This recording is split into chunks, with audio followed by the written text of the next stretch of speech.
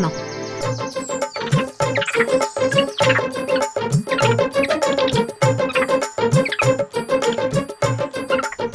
குரங்கண்ணா, எனக்கும் கொஞ்சம் பழம் கொடுங்களேன். எனக்கும் பழம்னா ரொம்ப பிடிக்கும். உனக்கும் பழம் சாப்பிட பிடிக்குமா? ரொம்ப நல்லதா. ஆனால் நீயே மரத்தில் ஏறி பழங்களை பறிச்சு சாப்பிடு.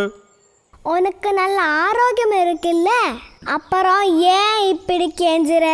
மரத்தில் ஏறி பறிச்சு சாப்பிட. நீ தான் நல்லாவே ஓடுவியே, மரத்திலே ஓடி ஏறிப்பாரு.